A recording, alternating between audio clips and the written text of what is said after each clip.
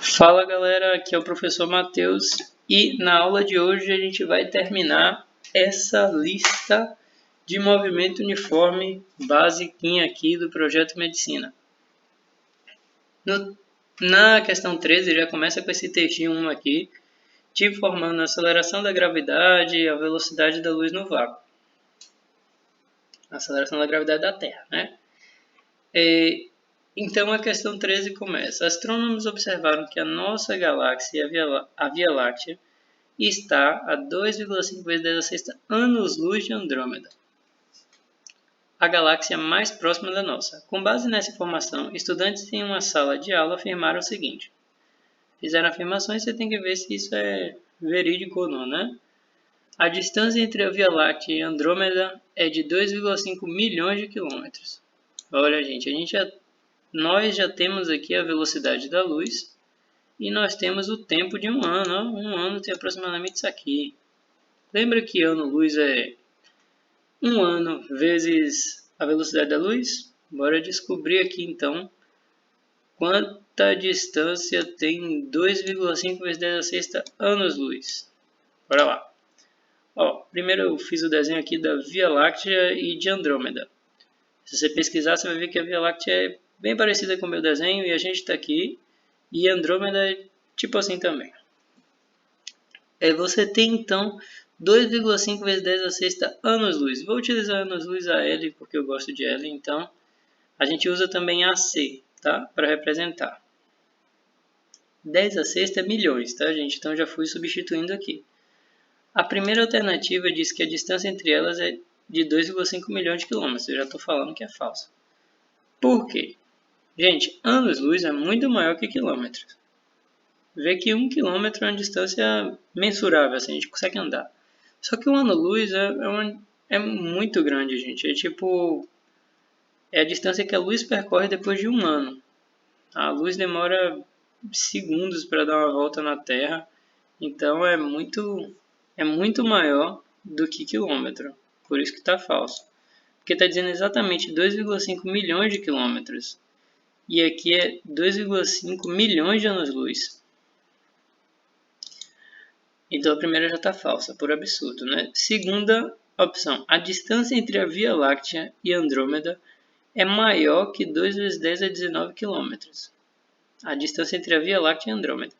Então, essa distância está em quilômetros e a que ele me deu está em anos-luz. Então, bora descobrir em quilômetros quanto é que dá.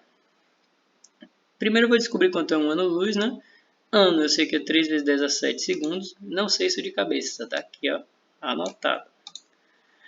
E a luz tem uma velocidade de 3 vezes 10 a 8 metros por segundo. Então, multiplicando aqui 3 vezes 3, 9.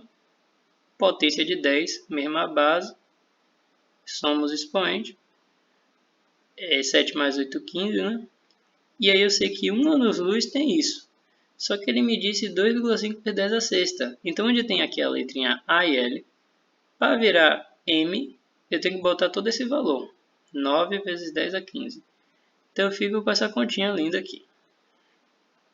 Agora, 2,5 vezes 9 é fácil. Olha por que é fácil. 2,5 é 2,5, né?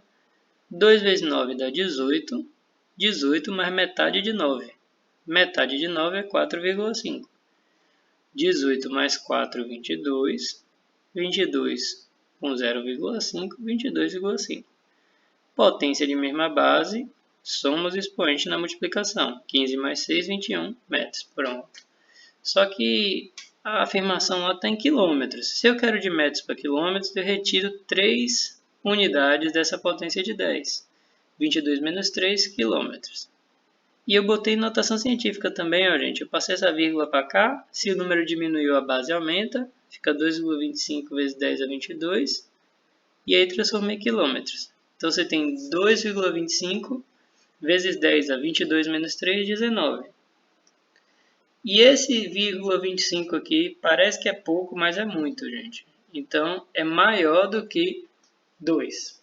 Se é maior, essa segunda é verdadeira, porque está falando que é maior. A distância é maior do que isso que ele deu. Isso é verdade. Terceira, a luz proveniente de Andrômeda leva 2,5 milhões de anos para chegar até a Via Láctea. É exatamente isso que representa o ano-luz. O ano-luz representa o tempo necessário para a luz chegar lá.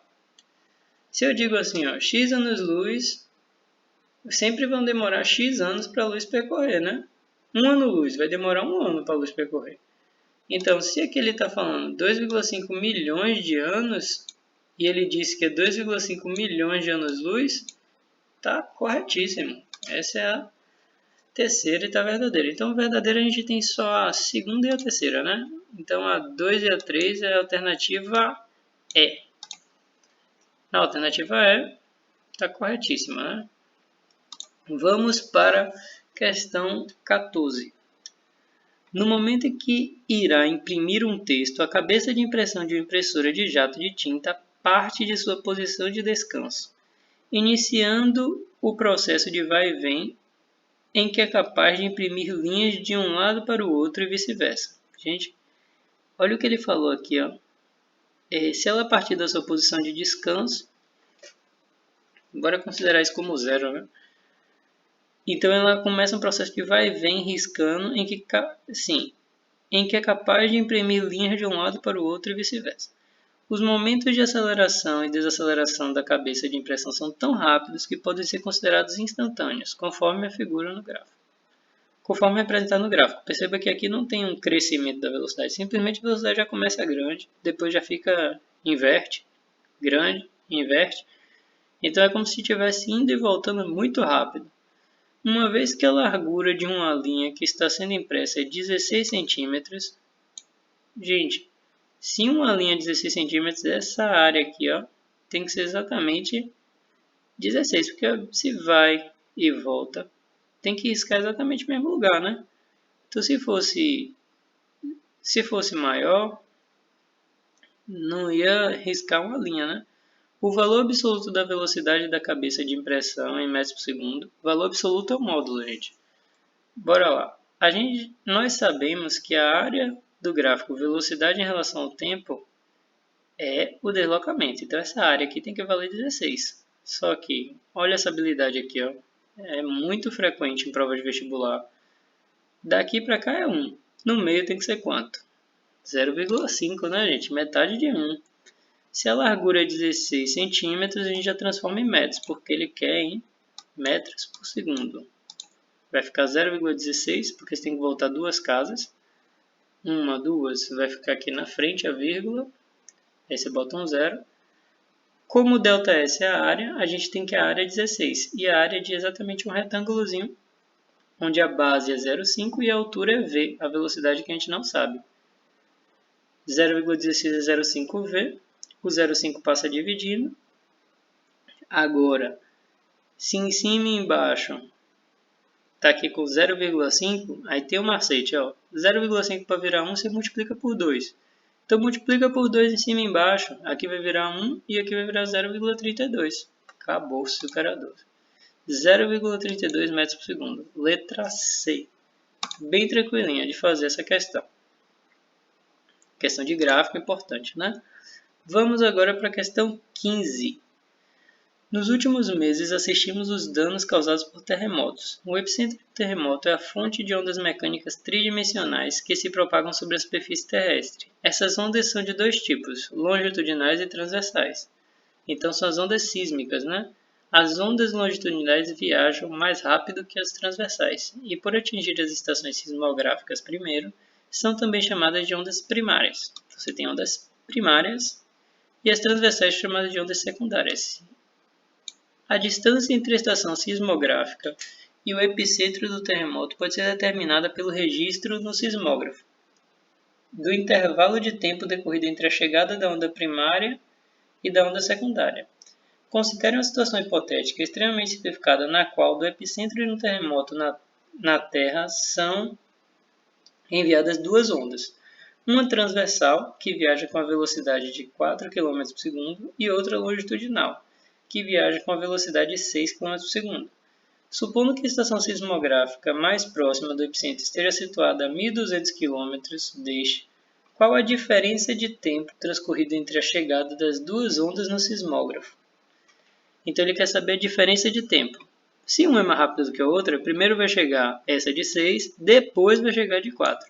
Ele quer saber quanto tempo demora cada uma e qual é a diferença de tempo entre elas. Bora fazer. Eu sei que a longitudinal é basicamente isso aqui, como se fosse uma molinha naquele brinquedo. E uma transversal é como se fosse uma ondinha. Isso não precisa lembrar. Você podia só escrever longitudinal e transversal e fazer as contas. Não tem problema nenhum. E a velocidade da longitudinal é 6 e da transversal é 4. A estação fica a 1.200 km. As duas saíram da mesma posição. Então você tem uma velocidade e você tem uma distância. Então é claro que você pode descobrir o tempo e os dois tempos, né? Da primeira e da segunda. E o que ele quer é a diferença de tempo, porque eu sei que velocidade é ΔS sobre ΔT e tempo é ΔS sobre V, intervalo de tempo.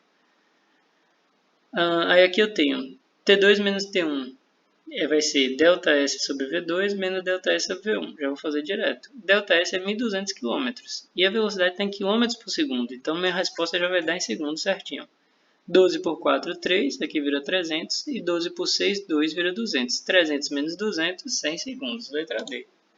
Como está aqui, ó, 100 segundos. Então essa é uma questão bem tranquila.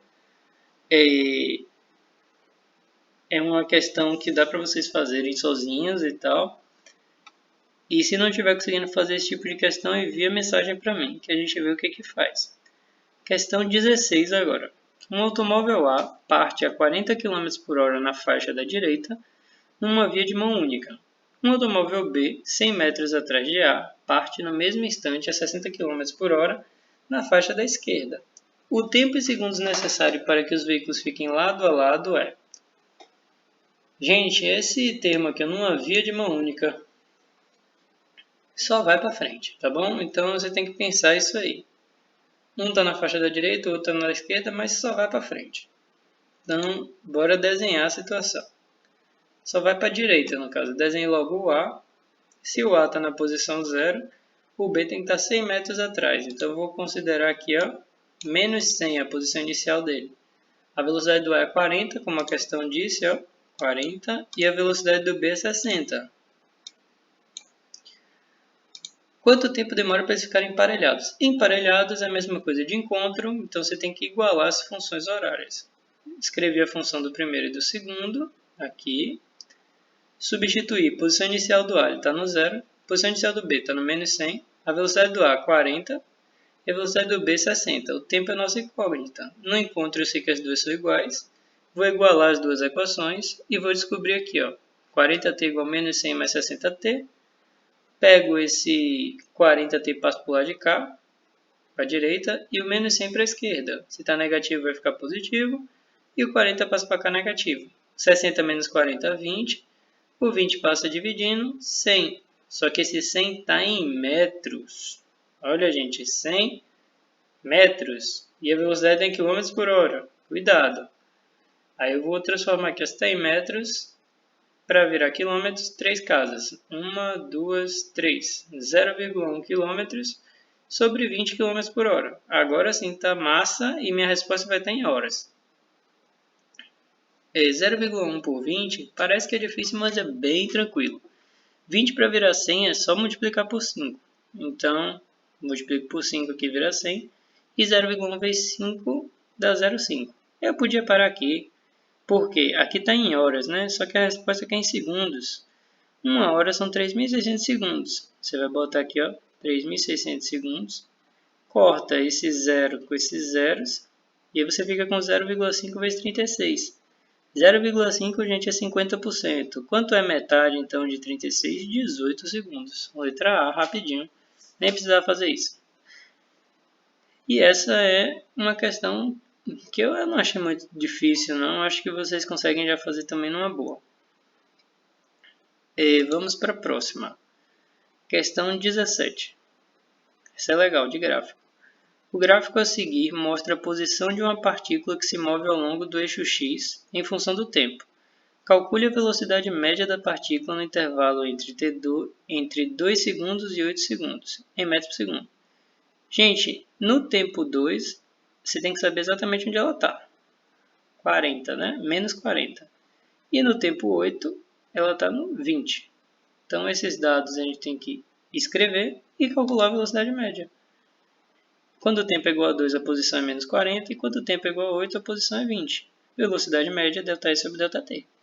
S final menos inicial. Final é 20 menos. Cuidado com o sinal. Abre parêntese, menos 40, porque essa é a posição no 2. E tempo final menos tempo inicial é 8 menos 2. Dá 6. 60 por 6, 10 metros por segundo. Simplesinha essa. Bora para 18 e última questão da PUC. No gráfico abaixo, observamos a posição de um objeto em função do tempo. Nós podemos dizer que a velocidade média do objeto entre os pontos inicial e final da trajetória. Bem, o inicial está no 0 e o final está no 0 de novo. Então a gente sabe que quando o tempo é 0, a posição é 0, e quando o tempo é 360, a posição é 0 novamente. Bora calcular a velocidade média. Eu sei que é ΔE sobre ΔT, então no tempo inicial, em 0, a posição é 0, e no tempo final, 360, a posição é 0.